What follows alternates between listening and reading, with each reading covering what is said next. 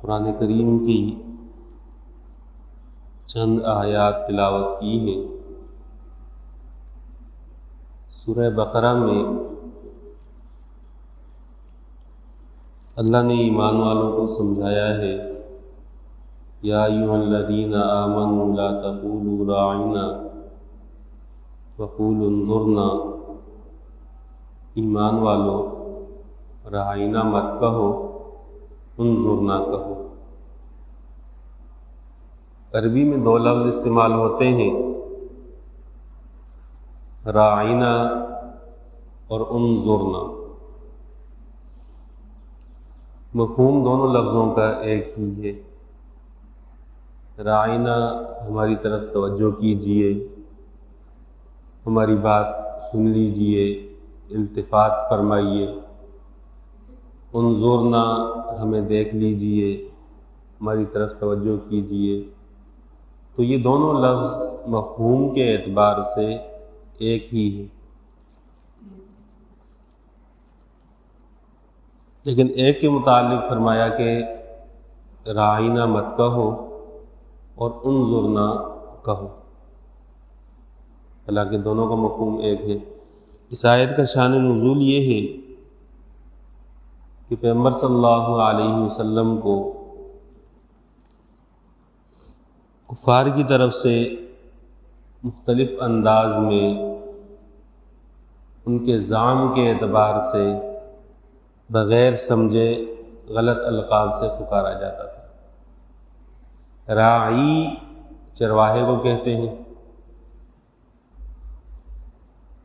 تو وہ لوگ پیغمبر صلی اللہ علیہ وسلم کو راعینا کہہ کر پکارتے تھے۔ نا کا مطلب ہے ہمارا، اور راعی کا مطلب ہے چرواہا۔ تو اللہ تعالیٰ نے ان کی اس شرارت کی وجہ سے ایمان والوں کو ایسا لفظ استعمال کرنے سے منع کر دیا کہ جس میں کوئی مفہوم یا شبہ پایا جاتا ہو پیغمبر صلی اللہ علیہ وسلم کی گستاخی۔ فرمایا کہ لا تقولوا راعنا، راعنا مت کہو۔ حالانکہ راعنا کا تو مفہوم ٹھیک ہے، لیکن اس کو جب ذرا دبا کر یا کے ساتھ کہیں گے راعینا تو اس کا مفہوم بدل جائے گا۔ راعینا کا مطلب ہے ہماری طرف توجہ کریں، راعینا کا مطلب ہے کہ ہمارے چرواہے۔ تو وہ اگر ان سے کہا جاتا تو وہ کہتے ہم تو راعینا مراد لے رہے ہیں، جبکہ حقیقت میں وہ لفظ کا صحیح معنی مراد نہیں لیتے۔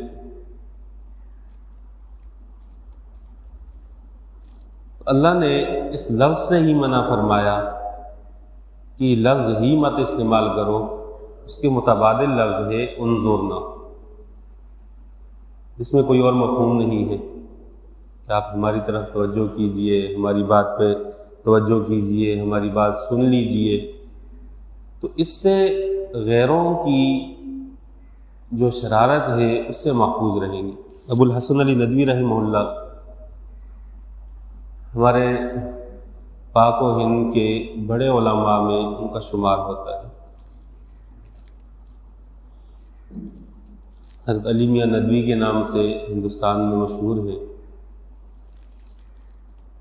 اللہ نے ان کو علمی اعتبار سے، پرہیزگاری کے اعتبار سے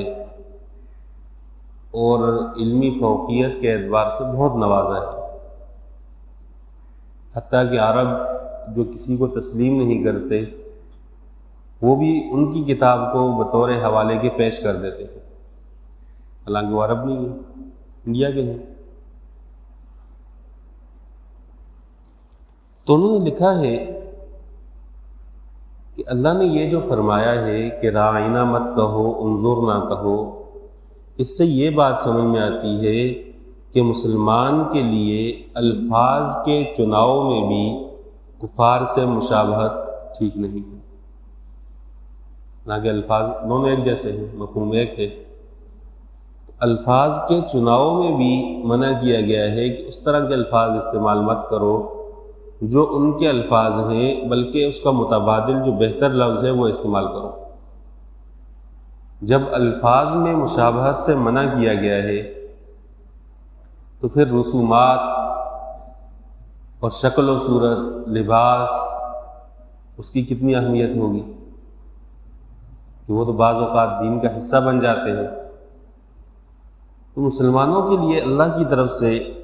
جو پسندیدہ دین ہے وہ دین اسلام ہے،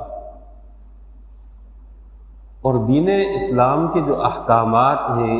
وہ بالکل صاف ہیں، شفاف ہیں، اس میں نہ کسی کمی کی ضرورت ہے نہ زیادتی کی ضرورت ہے۔ پیغمبر صلی اللہ علیہ وسلم نے، امام مسلم رحمہ اللہ نے ایک روایت نقل کی ہے، پیغمبر صلی اللہ علیہ وسلم نے فرمایا کہ میں وہ دین لے کر آیا ہوں جو بالکل صاف، شفاف، چمکدار دین ہے، جس میں کسی قسم کا غبار نہیں ہے، اس کے احکامات واضح ہیں۔ ہوتا یہ ہے کہ غیر قوموں کے ساتھ رہتے رہتے بعض اوقات ایسی چیزیں مسلمانوں میں آ جاتی ہیں کہ جو بعد میں دین کا حصہ بننے لگتی، اور پھر اس کو عبادت سمجھا جاتا ہے۔ پھر ایک نسل ختم ہوتی ہے، دوسری نسل آ جاتی ہے، دوسری جب آتی ہے تو وہ تیسری نسل اس کو نہ کرنے والے لوگوں کو بری نگاہ سے دیکھتی ہے، گویا کہ یہ مسلمان ہی نہیں ہیں۔ بدعات اسی طرح زور پکڑتی ہیں، اور پھر بدعت کا نقصان یہ ہے کہ آگے چل کر اس کے پھر انڈے بچوں کا سلسلہ شروع ہو جاتا ہے کہ وہ پھیلتی چلی جاتی ہے۔ پہلے ہندوستان میں جو یہ پیغمبر صلی اللہ علیہ وسلم کی ولادت کی خوشی میں سلسلہ شروع ہوا، وہ محفل کی حد تک محدود تھا کہ لوگ بیٹھتے، درود و سلام پڑھتے، اٹھ جاتے۔ پھر وہ سلسلہ تھوڑا اور ترویج پکڑ گیا، جلسے ہونے لگے، جلسوں سے معاملہ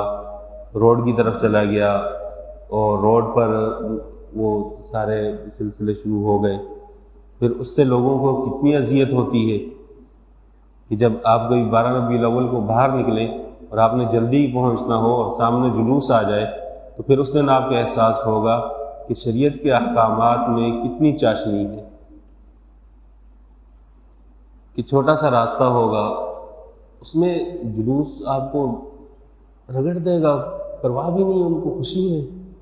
آپ کچھ کہہ بھی نہیں سکتے، ایک ہجوم ہے، وہ آپ کو کچھ بھی کرے، آپ کچھ نہیں کہہ سکتے، آپ خاموشی سے کھڑے رہیں گے۔ میرے ساتھ خود اس طرح ہوا ہے، 12 ربیع الاول کو میں عصر کی نماز کے لیے نہیں پہنچ سکا۔ وہ سامنے ابوالحسن اصفہانی روڈ پہ آتے ہوئے ایک چھوٹا سا راستہ ہے، 15 منٹ لگتے ہیں وہاں سے یہاں تک پہنچنے میں، 1.5 گھنٹے سے بھی زیادہ وقت لگا۔ لوگ آ رہے ہیں، بچے گاڑیوں کے بونٹ پہ چھلانگیں مار رہے ہیں، آپ میں ہمت نہیں ہے کہ آپ ان کو کچھ کہہ سکتے۔ آپ کچھ کہیں گے تو ہو سکتا ہے، عین ممکن ہے اس وقت آپ پر فتویٰ لگے اور آپ خود بھی جان سے جائیں، اور آپ کی گاڑی بھی جائے، اور آپ کے بچے بھی جائیں۔ تو یہ جو خرافات ہیں، بدعات ہیں، ان کا دروازہ شریعت نے بند کیا ہے، اور پیغمبر صلی اللہ علیہ وسلم نے خود اور اس کے بعد پیغمبر صلی اللہ علیہ وسلم کے صحابہ نے ہر اس چیز کو سختی سے منع کیا کہ جس میں آگے چل کر بھی دین کا حصہ بنانے کے امکانات تھے، اس سے منع کر دیا۔ اور ہمارے زمانے میں عیسائیوں سے ایک رسم لی گئی ہے کہ سال میں مخصوص دنوں کی عبادت ہے، وہ 1 ہے، 2 ہے، 3، 4، 5، 7 دن، بس ان دنوں کی عبادت ہے، اور وہ اپنی طرف سے من گڑت عبادت ہے۔ شریعت میں اس کا کوئی دستور نہیں، کوئی ذکر نہیں، ہم لوگوں نے خود بنا لی ہے اور ہم کرتے ہیں اس کو۔ یہ جو مہینہ ہے رجب کا، اس میں عام طور پر لوگ 27 رجب کو یہ سمجھتے ہیں کہ یہ کوئی عبادت کی بہت بڑی رات ہے، اس کو شب معراج کا نام دیا جاتا ہے کہ پیغمبر صلی اللہ علیہ وسلم اس رات میں آسمان پر تشریف لے گئے تھے۔ پھر اس کے بعد جو سلسلے شروع ہوتے ہیں، آپ کو نظر آئے گا مساجد کو بڑی ان کو لائٹیں لگائی جاتی ہیں، اور پھر مزے کی بات یہ ہے کہ ہمارے ہاں یہ جو سلسلے ہوتے ہیں، یہ بجلی بھی چوری کی استعمال ہو رہی ہوتی ہے۔ یہ جو عبادت ہے اس میں بجلی بھی چوری کی استعمال ہوتی ہے، اور وہ یہ سمجھتے ہیں کہ یہ دین کا حصہ ہے۔ جبکہ اس سے دین کو نقصان پہنچتا ہے۔ بدعت کا خاصہ یہ ہے کہ جب بھی کسی قوم میں بدعت ترویج پکڑتی ہے، اللہ تعالیٰ سنت کا نور اٹھا لیتے ہیں، وہ باقی نہیں رہتا ان کے اندر۔ پھر ان کو بدعات میں، خرافات میں مزہ آتا ہے، اور دین کی بات سننے میں ان کو نفع بھی نظر نہیں آتا اور مزہ بھی نہیں آتا۔ اس لیے کہ آپ بدعات میں من گھڑت واقعات سنا دیں اور لوگوں کو قصے کہانیاں سنا دیں، لوگ واہ واہ کریں گے اور بڑا مزہ آئے گا ان کو۔ تو آپ دیکھیں گے کہ خطیب ہو، واعظ ہو، خطیب ہو، رطب و یابس جو ملا کر روایات بیان کر دیتا ہے صحیح اور غلط کے بغیر، تو اس کے مجمع میں بہت مزہ آتا ہے لوگوں کو، واہ جی کیا مزہ۔ اور اگر فقیہ النفس ہو اور وہ دین کی بات صحیح اصول پر کر رہا ہو تو لوگوں کو سننے میں مزہ نہیں آتا، زیادہ بہت کم تعداد ہوتی ہے سننے والوں کی، مزہ ہی نہیں آتا، نعرے ہی نہیں لگتے، سبحان اللہ ہی نہیں ہوتی، اس لیے کہ وہ جتنی چیزیں بیان کر رہا ہوتا ہے ان کا تعلق احکامات سے ہے، اور احکامات پر عمل کرنا اس سے جان جاتی ہے۔ تو یہ جو بدعات کا سلسلہ ہے، شریعت میں اس کی گنجائش نہیں ہے۔ نبی صلی اللہ علیہ وسلم نے فرمایا ہے ایاکم و محدثات الامور، نئی پیدا ہونے والی چیزوں سے اپنے آپ کو بچا کر رکھنا۔ صحابہ کو نصیحت کی، فإن كل محدثۃ بدعہ، ہر نئی چیز دین میں وہ جو ایجاد کی گئی ہے اور اس کو عبادت سمجھ کر کیا جا رہا ہے، یہ بدعت ہے۔ بعض دفعہ اگر کسی کو سمجھایا جائے کہ یہ بدعت ہے، اس کو چھوڑ دیں، تو وہ فوراً اگلا جواب اس کا یہ ہوتا ہے یہ پنکھے بھی بدعت ہیں، لائٹیں بھی بدعت ہیں، گاڑی بھی بدعت ہے۔ یہ دو چیزوں کو خلط ملط کرنا ہے۔ بدعت اس چیز کو کہا جاتا ہے کہ جس کا خیر القرون میں ثبوت نہ ہو، پیغمبر صلی اللہ علیہ وسلم نے نہ کیا ہو، نہ کرنے کا حکم دیا ہو، نہ صحابہ نے کیا، نہ کرنے کا حکم دیا،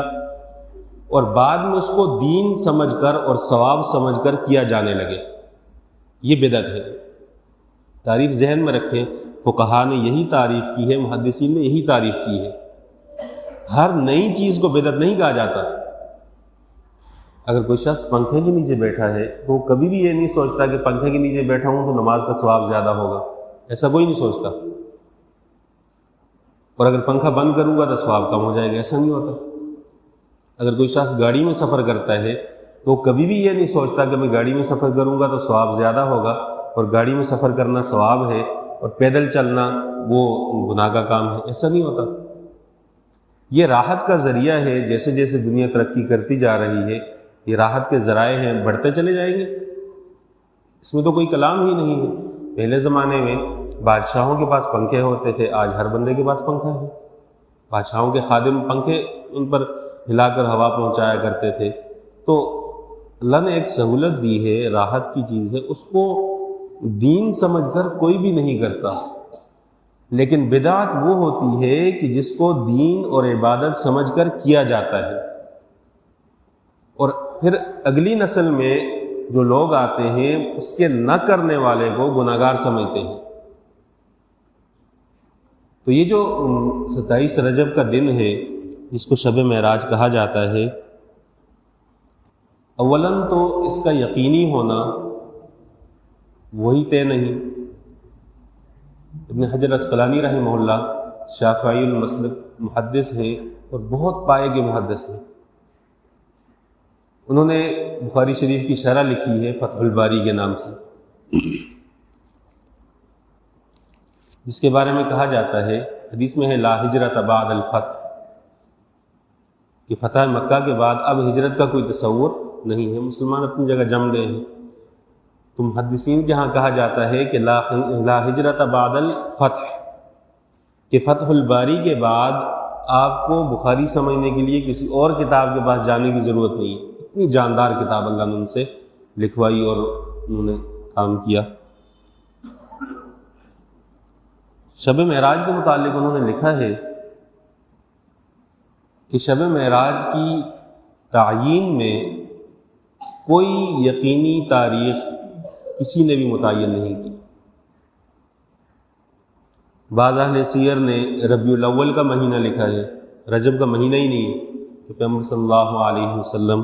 جب معراج پر تشریف لے گئے تھے تو ربیع الاول کا مہینہ تھا۔ بعض نے دیگر مہینوں کا ذکر کیا ہے اور بعض نے رجب کا ذکر کیا ہے۔ پھر رجب میں خاص طور پر 27 کی تعیین کرنا یہ بھی درست نہیں ہے، لیکن لوگوں نے کر دی ہے، پھر اس کے ساتھ ساتھ احکامات بھی ذکر کر دیے ہیں، جبکہ رجب کا مہینہ وہ مہینہ ہے اس کے بارے میں احادیث میں صحیح سند کے ساتھ صرف یہ بات ملتی ہے، اللہم بارک لنا فی رجب و شعبان و بلغنا الی رمضان، کہ یا اللہ ہمیں رجب اور شعبان کے مہینے میں برکت دے دے اور ہمیں رمضان تک پہنچا دے۔ یہ دعا مانگی ہے پیغمبر صلی اللہ علیہ وسلم نے کہ رمضان کی تیاری کے لیے دعا پہلے مانگی گئی ہے۔ اس کے علاوہ رجب کی کوئی مستقل فضیلت یا 27ویں رجب کی کوئی مستقل فضیلت احادیث میں نہیں ملتی۔ حضرت عمر رضی اللہ تعالیٰ عنہ کے بارے میں آتا ہے، شیخ الاسلام تقی عثمانی صاحب نے بھی یہ ذکر فرمایا ہے کہ ان کو کسی نے بتایا کہ لوگ 27ویں رجب کا روزہ رکھنے کا ارادہ رکھتے ہیں۔ حضرت عمر رضی اللہ تعالیٰ نے لوگوں کو زبردستی کھلا کر دیکھا کہ اس کا روزہ ہے یا نہیں، اور ان سے کہا کھاؤ پیو کہ پتہ چلے کہ روزہ ہے یا نہیں۔ اب آپ تھوڑی دیر کے لیے سوچیں کہ اتنا جلیل القدر صحابی جس کے بارے میں پیغمبر صلی اللہ علیہ وسلم نے فرمایا کہ اگر میرے بعد نبی ہوتا تو عمر ہوتا، اور وہ صحابی کہ جس کے پیغمبر صلی اللہ علیہ وسلم کو مشورہ دینے پر قرآن کی آیات اتر رہی ہوں۔ غزوہ بدر کے موقع پر جو قیدیوں کے فیصلے تھے اس میں پیغمبر صلی اللہ علیہ وسلم کو جو رائے حضرت عمر رضی اللہ تعالیٰ نے دی تھی، قرآن کی آیات اس کی تائید میں نازل ہوئی۔ پردے کے بارے میں حضرت عمر رضی اللہ تعالیٰ نے مشورہ دیا، یا رسول اللہ مجھے اچھا نہیں لگتا کہ اس طرح